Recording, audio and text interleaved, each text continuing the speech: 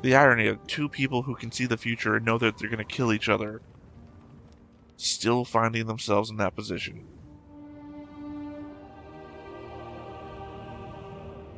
Oh, he looks so much cooler in, I guess not in Puppet Show. Hey everybody, welcome back to the Stoneface Reactions. I'm Theta, and we're back with episode 2 of season 2 of Frieren. We come back with notes and a board, as we normally do. Let's go ahead and pop on over to that board. Where, in the board changelog, I have added Frieren, Fern, Stark, Werble, Scharf, and Ire to the continued Northern Travels arc, as I understand that's what it's called, and connected the parties together with green lines. Actually, it just occurred to me, did I make that change? Okay, I just wanted to make sure that I had connected the two parties together with an off-colored green line to establish that they're not one giant party. I also added a map from the Frieren website listing the journey locations thus far. We are in the Somme marshes and then the Great Sanft Forest, and then we ended up in Weich. I can't mark it though, as I have no idea where those places are. And if you can't tell, not a lot here offering clues. So, I mean, unless we get to tour, I got no way to draw a line here. And not for nothing, it's not like they've gone straight paths either. So, they said they're going to the capital, so I gotta assume that maybe they're going on this kind of route, and that's gotta be the Great Plateau that Stark's been talking about. Just a guess. Also, anyway, still got the old rankings on here, so if you want to get angry about past seasons' character rankings, still present. Anyway, come back with notes, as I said. As it's been some time since the first season, I may rehash thoughts I had back then, or even come up with thoughts that Justin had and not remember that we discussed them before. But something that occurs to me is, how good is Frieren's memory? I want to say that there has been instances of her not quite remembering something, but that might actually just be my own memory failing to remember what I've already seen.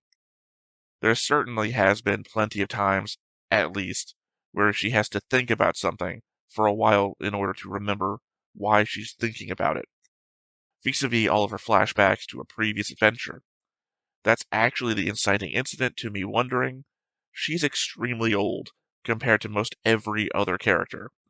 Every time she says, "This feels familiar," and we get inspired to think of Himmel's party, how many other times might she have done the same thing?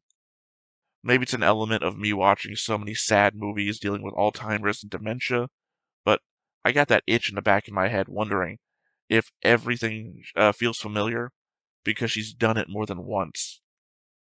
Not just this time, not just last time, but she's looping herself through the ages. Obviously, I don't think that's it. I think it's just the show being cute, introducing us a way to flashback to Himmel and gang. It just got me wondering is all. Two thoughts entered my head while rewatching the opening. First, what I would have asked Justin, if he were still here with us this season, do you think we'll get to End Day by the end of this season? Apparently I thought I was being cute because I've written, do you think we'll get to End Day by the end day of the season? That's not what I was thinking at all. I was not thinking cutesy, I'll make a joke on the name of wasn't me. It was because it was so early when I was typing this. Seems unlikely, but I have no idea what the entirety of the story might be. Because, the idea that we're going there might just be another element that we just eventually do get there, and there's more story beyond Journey's End. Second, I can't help but to think back to the fact Himmel is gone, and Heiter not long after him. Eisen is our last character from the original party still in the world. Granted, we left him behind a long time ago, but I can't help but think that even he was complaining about getting old.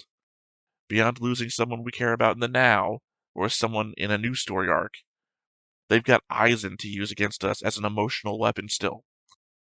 Every flashback makes the lost time with those no longer here that much more felt, but it also twists the knife on what we still have to lose. I don't know about you, but once I recognized that it was a Frieren marching through the journey back up to the funeral, choked me up a bit. I mean, I don't know if you hear how nasally I am right now, but rewatching the episode, man, got me real fucking emotional. Just another note about the opening. Great visual at the end. Frieren holding a blue petal in her hand, the color of Himmel's flowers. Then they put a floral wreath on her head, just like Himmel did in their last journey, and she watches them acting just like the last group did. And when she smiles, more petals fall into her hand. More memories, more friends, whatever the visual metaphor you want it to represent. It's just chef's kiss. It's great. So, magic nullifying crystals. I have to believe that they are being introduced to us now to get us used to the idea later. We learn that they neutralize magical effects, but is that only stuff actively being cast in their area? Or can they neutralize something cast outside of the area of effect that is coming into it? Say a magic attack being fired at one, would it just dissipate? Can you shield the effect? Say, give Stark one with a wide radius, but shield it from the party so that they can reveal it when needed? So many questions, but so many uses. It's also interesting that they prevent magic from working, but not the flow of mana. As I would imagine, to be able to imbue one with mana, you'd have to let the magic flow into it. To my question, in that I recognize that Fern cast fire, and then the fire was still going when, Stark comes back with the thing. But I don't think the fire itself was magic. I think it was just created with magic. So itself is not a magic effect. I don't think you could use that as an example. But then again, that might be the example itself, right? Is a fireball itself magic, or is it just the fire created with magic? It's also interesting that Fern relies on her magical senses so much that being deprived of them is like being in the dark for her. That feels like describing them as an additional sense that we don't have. That the world is brighter and vibrant, being able to see with magic. And that she's describing this to Stark, who lacks that same magic, basically telling him that the world he lives in is cold and dark. Or stark, if you will. It's funny that they mentioned Wurble hating being seasick, since they included a shot of him hurling over the side of a boat in the opening.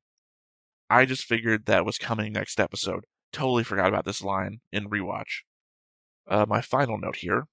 I'm worried that the focus on Fern's appreciation for things that have been given to her by people she cares for is going to be an allusion to something to come. Either the shattering or theft of said items, or the loss of someone with only the item to remain as a memory. And since one of them is from Frieren, I don't know. Maybe it's just being used to give focus in the episode, but the items going from light to dark in one shot just feels like a visual shorthand.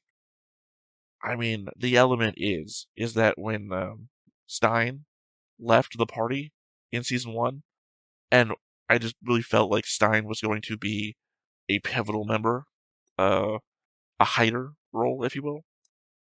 And the show was like, no, we don't have to follow that dynamic. That dynamic doesn't have to exist. Well, I mean, beyond the element the show is named Frieren, I guess all bets are off the table, right? If they want to lampshade the element that we might lose somebody, this might be a way to do it. And I don't know why you would lose Fern in this case if you're using Fern's attachment to stuff as the element there. So, Stark? And they're doubling down on it by having Wordle be around. They're like, hey, I'd really like to take Stark with us.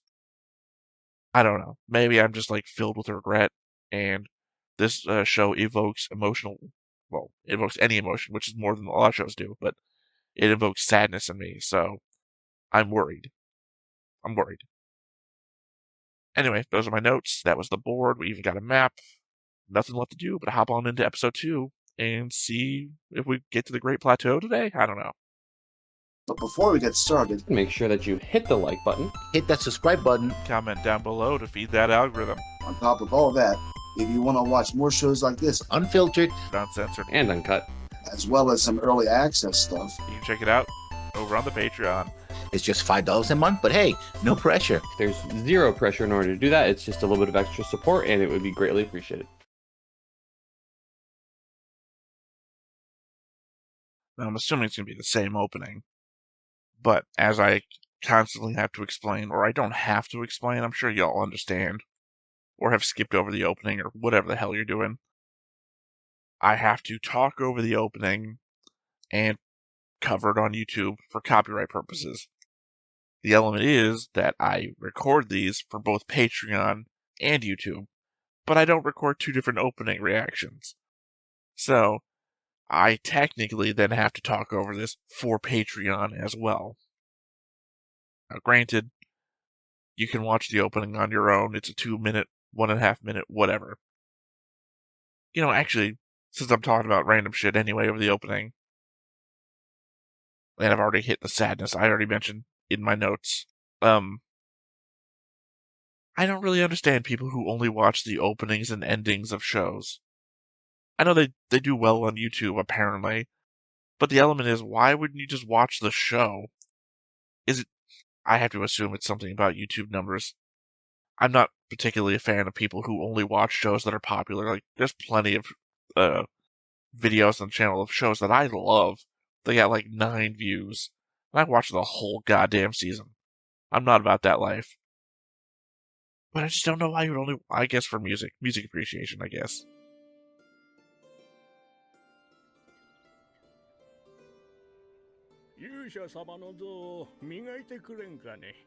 Polish Himmel? Or is it going to be the other heroes? The elf guy. I can't remember his name. We met him.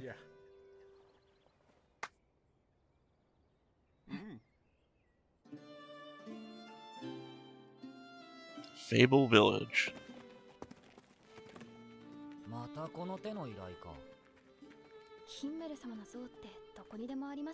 Okay, so not the elf hero gang. The pre-Himmel hero.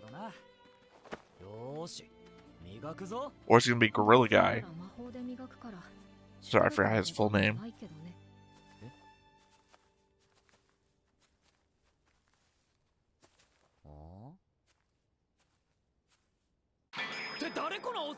Nope, I guessed a bunch of different heroes, got them all wrong. 魔王を倒したのはヒンメルだけど、勇者は一人じゃない。いろいろな勇者が魔王を。Is he the guy who finally got the sword? その中でも南の勇者は人類最強の勇者と言われていた。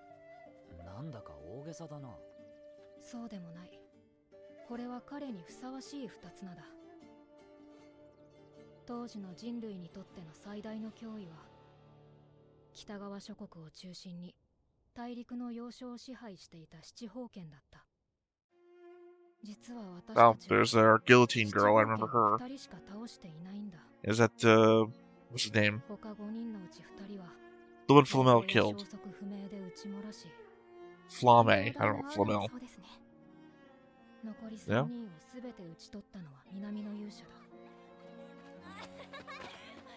I mean, that's a trick for a human. たった1年で魔王軍の前線部隊を壊滅させて、当時の魔王軍の補給経路の心臓部だった北部高原最北端にたどり着いた。そこで魔王の腹心で1000年後の未来まで見通す魔法を操るとされた全知のシュラハトと。Oh, is he gonna be a guy who predicted Frieren coming back? Although Aura was still alive, so this guy could still be alive.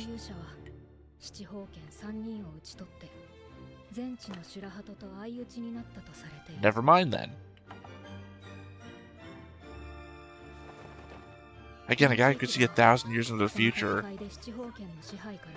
It hasn't been 1,000 years. This guy could have predicted everything that Frieren would do after he died.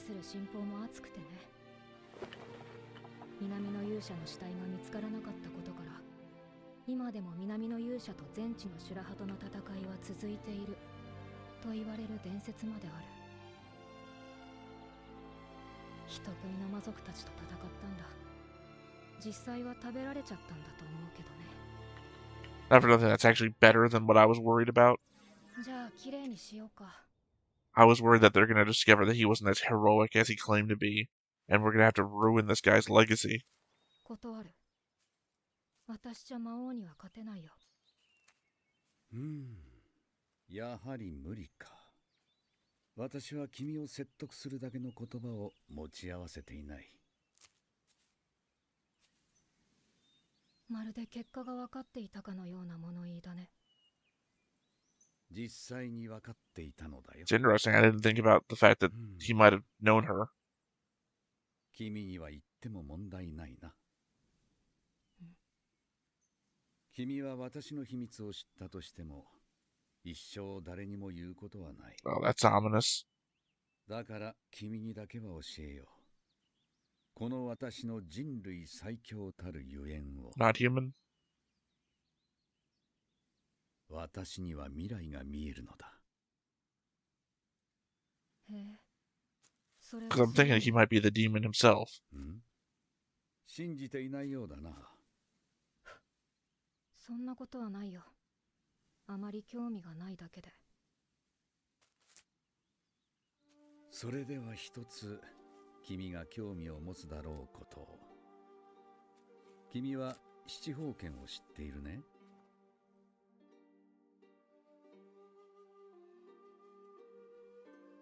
今から1年後の未来に、私は北部高原の地で Okay. 全地の Maybe I'm just thinking ill of this guy for no reason. 命を落とす。 The irony is that the omniscient guy would also know that this is going to happen.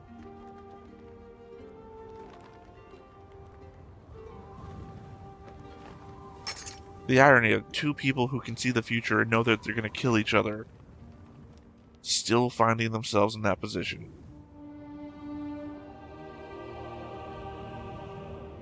Oh, he looks so much cooler in... I guess not in Puppet Show. 志半ばで私は死ぬのだ。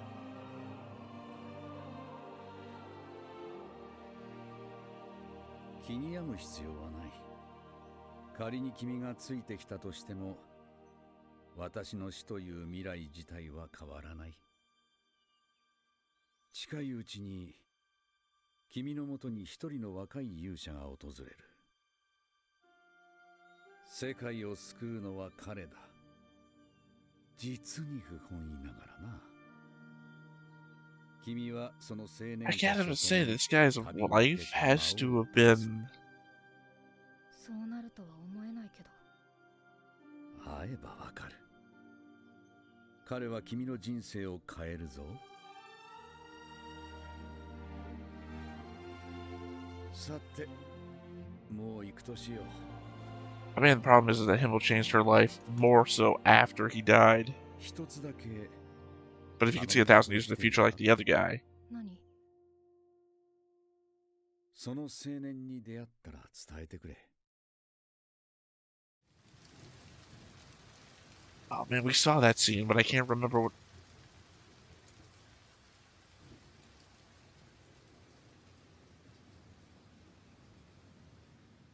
Oh, is he gonna be his dad? 道は Not the same hair color, but...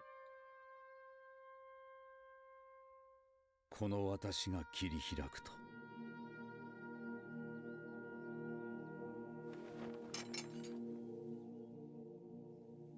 人類最強であるこの南の勇者が、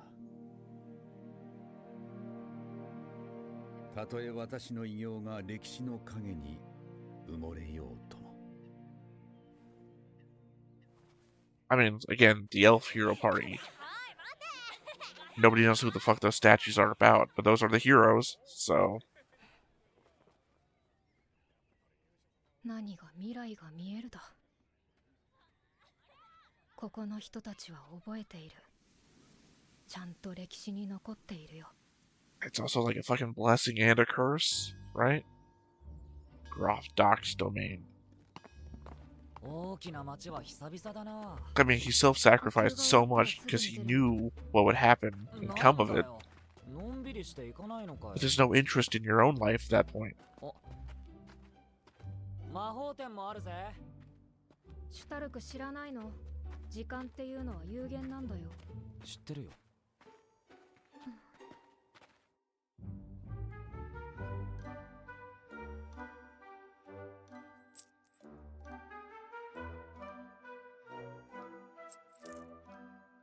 That's more money than Fern had in her purse. Oh, that's right. They got money from polishing the statue.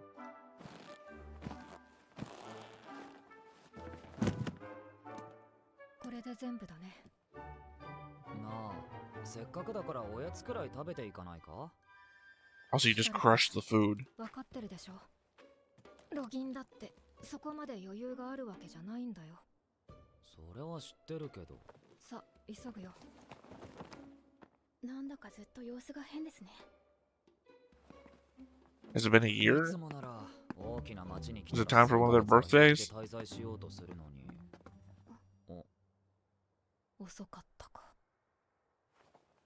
フリーレン様でございま Oh, す。 trying to rush through the town. Got it. 領主様がぜひとも晩餐会にお招きしたいと。私たち先を急いでいるから。フリーレン様はこの領地を救ってくださった勇者様ご一行の一人にございます。領主様も礼を尽くしたいと。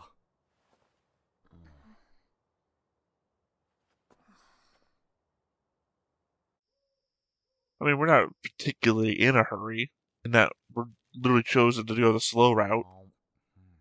めえなこれ。お招きいただきありがとうございます。ダッハ伯爵。すごく嫌そうな顔してる。フリーレン様、曽祖父の代はお世話になりました。ご用件は？話が早くて助かりますな。実は家宝の宝剣が魔族に盗まれてしまいましてね。また盗まれたのか。また？ Yeah, I guess being so long-lived, right? You'd remember these things. Maybe not, as per my わ note. かりました。報酬は魔導書で。任せましたぞ。まったく。 I guess it would be important if you put it on your 人が banner. 諸国の貴族は強引な連中が多いけど、ここの領主の一族は特に無理難題を要求してくる。宝剣取り返さないと投獄するから。暴君すぎない？まあ今回は魔族の逃げた方角が分かっているみたいだし、だいぶマシな方かな。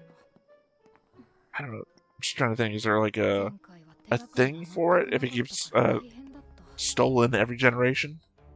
結局宝剣が見つかったのはシュベア山脈の頂だったよ。とんでもねえな。でも魔族はなんで宝剣を盗んだのでしょうか。ダッハ伯爵家の宝剣はもともと名のある魔族のものだ Oh, ったから well, ね。 there you go. 魔族にしかわからない魅力があるんだろうさ。しかしよく引き受けましたね。 I mean, it's probably a family. Well, I don't know. Demons don't seem to particularly have that kind of emotion, do they? あの宝剣はヒンメルが取り返したものだからね。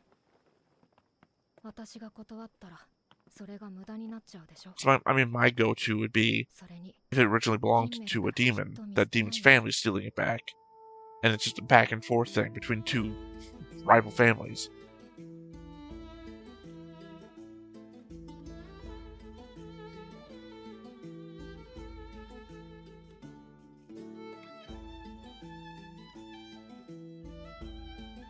Sorry, I apologize. I should have just talked about all that in the loo between.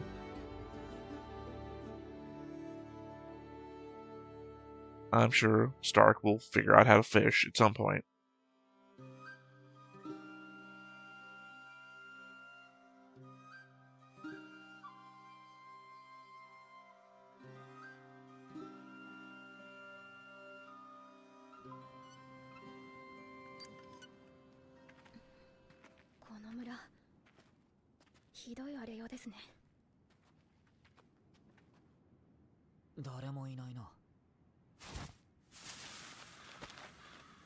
I'm so used to other shows that have familiars in them and whatnot. I thought that's what I was looking at.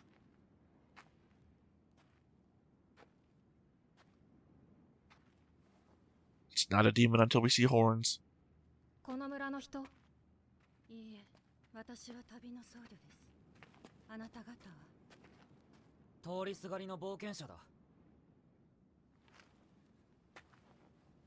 この村は剣の魔族に滅ぼされました。 Sorry, something I would expect to hear from Chainsaw Man. 剣の魔族。多分私たちが追っている魔族だね。剣の魔族に滅ぼされた村は数知れず、どの村も皆殺しだったそうです。ひどい。冒険者様方も祈っていってはくれませんか。 Well, I mean, we've seen that symbol before.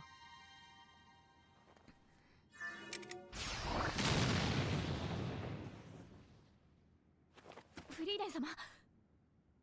やっぱり死体が埋まっていない。 It would be clever, right, to get everyone to bow their head and close their eyes and then kill them. 食べるために殺しました。 Well, there you go. Horns, like I said. 仕方がないことだったのです。人以外も食べられるのに。なぜそれが人を食べない理由になるのでしょう。 Fair enough. Same thing I say about cows. 倒すよ。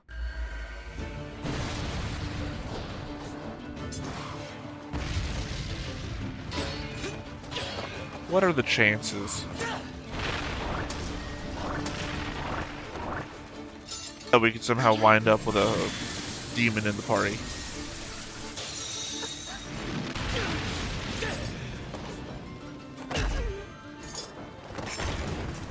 I mean, unlikely this one. This one's eating people.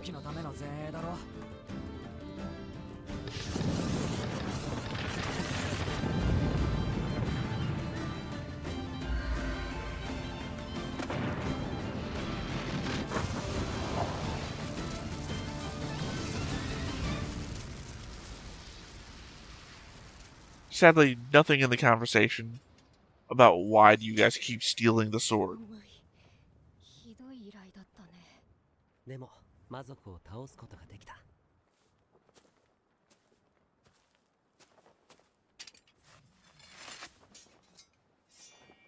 こういう面倒な依頼が結果として多くの人を救うことがあるんだ。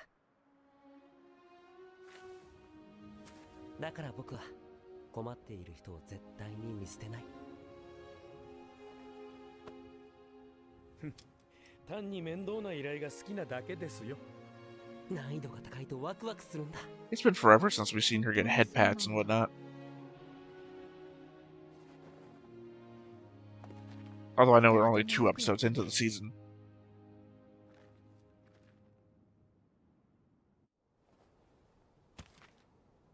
それにしても、なぜあのような乱暴な手段を取ったのですか？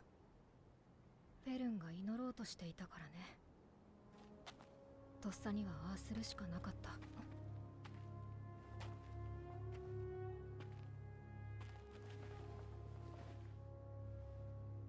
人は個人に祈りを捧げるとき。 That's what I said. The way she's gonna get you. あの魔族はいつもその隙を狙って旅人を殺してきたんだろうね。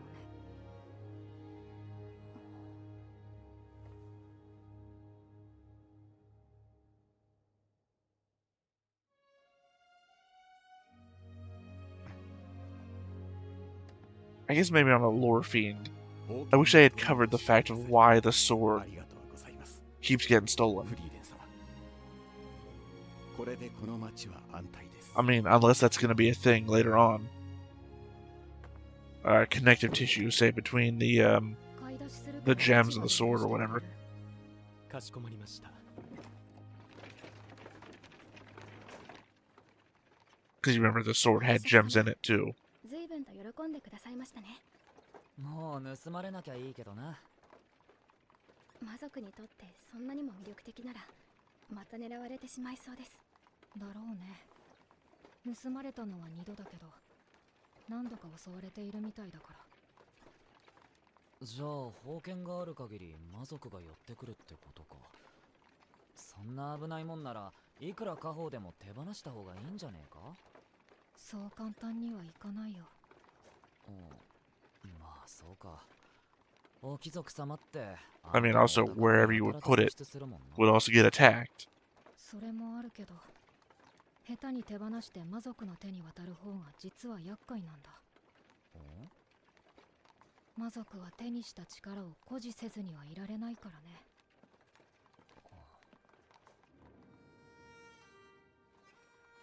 魔族の Fair enough. 処分ですか。前に盗まれた時も魔族が大暴れしてね。その魔族は町を一つ、村を三つ滅ぼした。マジかよ。しかもその時は当時の伯爵家の使用人が魔族の還元に乗せられて手引きをしたとも言われている。Yeah, I'm gonna say, if he keeps getting stolen from the friggin' fortress like this place, clearly it has some sort of inn. けどそれ以来、ダッハ伯爵家一族は封建を守ることを最優先としてきた。今は伯爵家だけじゃなく、この町全体の使命なのかもね。You'd have to be if the place keeps getting attacked by 今回 demons. 盗まれたのも誰かが手引きしたせいなのか？どうだろう。ただ、人間にも欲がある以上、魔が差すなんてことはいつだって起こり得る。衝動に抗えないところがあるのは人間だって同じだよ。Insight. Insight into the human condition. Not so different from the demon condition. 報酬次第かな。From the elf. どうせ魔導書くれるって言われたらやるんだろ？かもね。今回もなかなかいい魔導書が手に入った。よかったですね、フリーレン様。どんな魔法なんだ？赤リンゴを青リンゴに変える魔法だよ。くだらねえな。I mean, we've seen that there's apples on the side of the road. If you wanted a Granny Smith and all you had was a Red Delicious, it's... By the way, I know this is in the end credits, and some of you probably just stopped watching the show right about now. Or the reaction, rather. But if there is extra videos for the season, kind of like there was in Season 1, with all the extra spells we learned along the way and whatnot, people let me know.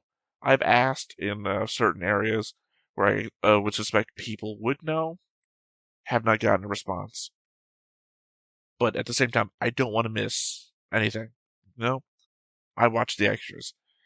Like we did in Season 1, if you watch Apothecary Diaries, I did every episode there too.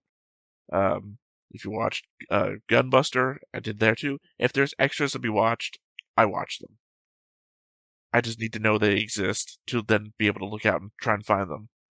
By the way, I fucking love Millet's endings. Every ending that they've had for Frieren is like on fucking point. Some are better than others, mind you. I'm not saying that they're all top number one. Obviously, even Gold has ratings. Yeah, I mean, sorry, I'm really just holding off to talk about the episode until we get to the conversation bit that is the next time on. 俺行ってみたいかな。おばあちゃんって言ったの。本当に気が利きますね。若いのに温泉が好きなのね。ちょっとだけだって言ったじゃないですか。好きな場所。So Hot Springs, someone calls Frieren a grandma, and Sark is inconsiderate of something. That's what I picked up there. Again, trying to read both things at the same time. Yeah, I guess my main takeaway from this episode is the hero of the South, right? What is the condition of knowing everything that's going to happen? Granted, I don't think it was... Well, no, he says that Himmel will change her life. So clearly he must have seen past his own death. And then, not for nothing, if the other guy could see 1,000 years in the future, he did not warn Aura of anything that was going to happen to her. So, demons being dicks to one another, I guess. But this guy, the element that, what would you do if you knew everything that was going to ever happen to you in your entire life? Your life would be so boring, right? Even if you were doing adventurous, exciting stuff, you still know how it's going to turn out. It's not adventurous and exciting if you know the outcome. And for this guy, he knew it all, right to his death. And he still did it, though, but again, I guess that's the point. Although, see, now I'm just getting into, like, the nitty-gritty, the superhero stuff. If you know everything that's going to happen, and you change what you were going to do, wouldn't you just know the results of the change, too? Like, if the future is immutable, then you know everything that's going to happen, and you can't prevent it. If the future is immutable, but you still know what the future is, then anything you do, any change, course correction you try to make, you will still know what's going to happen. I guess, though, that we're leaning more into the element of less that, more that this guy knew he was going to meet his end, and he still went there to do it anyway, which is the heroic aspect, I assume, that we're leaning into. I don't know, there's a lot to process when it comes to the hero of the South. And, like, I was trying to guess at and then failed to the element that there are so many heroes. Again, I keep leaning on... I'm going to look at the board real quick just to try and remember his name. He's probably in the super past. Kraft. Kraft is who I was talking about. There was a statue of Kraft, and nobody knew anything about that. I don't think Frieren barely remembered it, implying that there are heroes generations old that people just don't remember, except they have statues, which is sort of a way to remember. Even though there's statues of Himmel that are just like hidden in the middle of the woods, buried under shit. But yeah, I don't know where I'm going with this. It's just the thought process of remembering Kraft in case Kraft comes back. Because didn't Kraft come across Ubel, or was that something else? That was just before the exam arc started. Well, anyway, it's a good episode. Obviously, I wish that they had gone into more depth about the sword thing, but I guess the point was that the demons are just attracted to it because it's important. And it was more about what the people around the sword, how that society had developed, than the sword itself. I just kind of feel like they're building up to something by setting stuff up ahead of time. Because, again, we had the gems, the magic nullifying gems. The sword had some gems in it, but clearly they weren't magic nullifying because we got into a magic fight. I don't know. Maybe I'm just juggling expectations, and that's going to be my failure here. Now, either way, really good episode. Can't wait for the next one. Frieren does not disappoint. It's always a journey. Well, it's in the name. It's always an exciting thing to try and see where we're going to go next, because it's the characters. I will say Frieren is the, not melancholy, because it's not always sad. It is the slice of life adventure that Dan to Dan gives me in action, sci-fi, fantasy, whatever you want to call Dan to Dan. Dan to Dan, I am on board with the character relationships, like 100%, no matter what they do. Same thing here. I don't need a fight. I don't need the demons. Fern talking to Stark, Frieren considering what Stark is doing, the random people that we met in the exam talking to the party. All of the characters are A-tier written. It's perfect. Well, now, also, looking at the board right where I was at, Basalt the Throne was the big guy. I was wondering if that was the guy in the back. Anyway, that was just tangential because it was on the screen. Anyway, I think that's it for this episode. So, once again, I have been Theta, this has been Stoneface Reactions, and we will catch you next time. Bye-bye. Hey everybody, thanks for watching another Stoneface Reactions. If you have an idea of another video we could go ahead and watch, go ahead and put it in the comments down below and we'll add it to the wheel. Be sure to like, comment, and subscribe, and let us know what you thought about this video, what parts you liked. And until then, we'll see you next time. Is this too goofy?